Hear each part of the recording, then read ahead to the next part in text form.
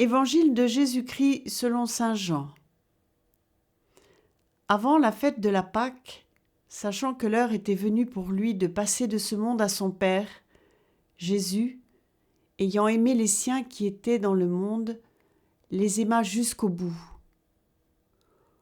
Au cours du repas, alors que le démon avait déjà inspiré à Judas Iscariote, fils de Simon, l'intention de le livrer, Jésus, sachant que le Père a tout remis entre ses mains, qu'il est venu de Dieu et qu'il retourne à Dieu, se lève de table, quitte son vêtement et prend un linge qu'il se noue à la ceinture.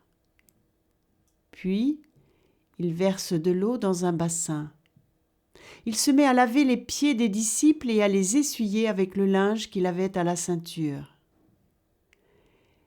Il arrive devant Simon-Pierre, et Pierre lui dit : « Toi, Seigneur, tu veux me laver les pieds ? » Jésus lui déclara : « Ce que je veux faire, tu ne le sais pas maintenant, plus tard tu comprendras. » Pierre lui dit : « Tu ne me laveras pas les pieds, non, jamais. » Jésus lui répondit : « Si je ne te lave pas, tu n'auras point de part avec moi. » Simon-Pierre lui dit : « Alors, Seigneur, pas seulement les pieds, mais aussi les mains et la tête. » Jésus lui dit : « Quand on vient de prendre un bain, on n'a pas besoin de se laver, on est pur tout entier.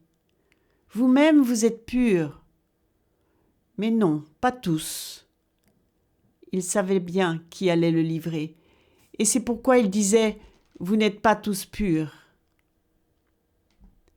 Après leur avoir lavé les pieds, il reprit son vêtement et se mit à table.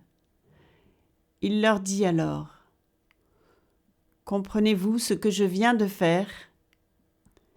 Vous m'appelez Maître et Seigneur, et vous avez raison, car vraiment je le suis.